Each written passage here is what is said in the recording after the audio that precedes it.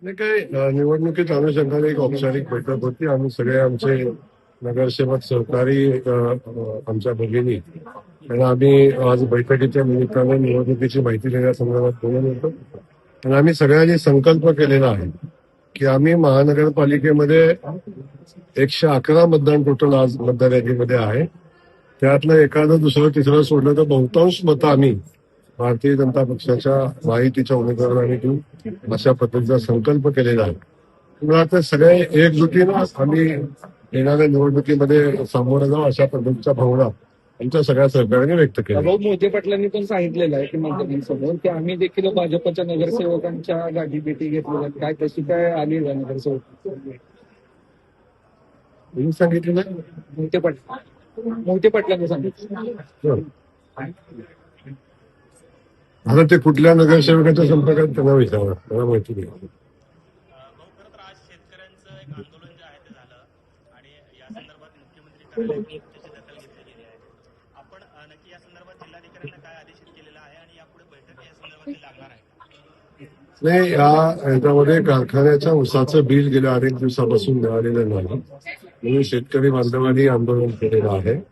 आणि त्यांचा राग वाजवी आहे की एवढे दिवस आपण ऊस घातला आणि त्याची पेमेंट मिळत नाही, अनंत अडचणी शेतकऱ्यासमोर आहेत.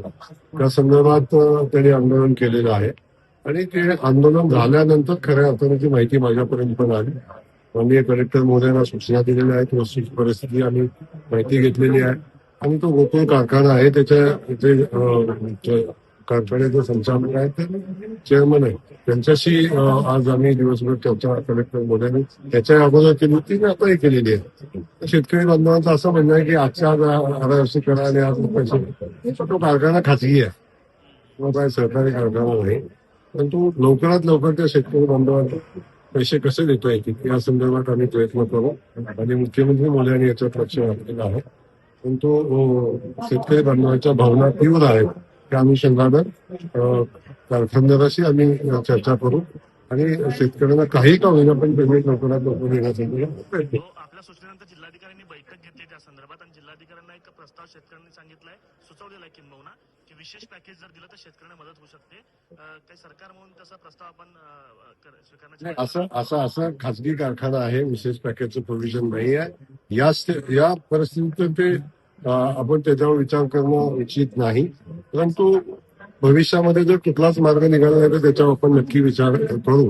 तर आज आपण पाहतो की खासगी साखर कारखाना आहे. खासगी साखर कारखान्याला जर असं शासकीय पॅकेज देणं मला तितकं असं शक्य आता होईल असं परिस्थिती नाही. परंतु शेतकऱ्यांना पेमेंट मिळालं पाहिजे यासाठी खासगी कारखानदारावर आपण प्रेशर करू, खासगी कारखानदारावर कारवाई करू, वेळ पडली तर जे कायदेशीर कारवाई करायला लागेल ती करू. पण शेतकऱ्याचं पेमेंट केलं पाहिजे यासाठी आपण प्रयत्न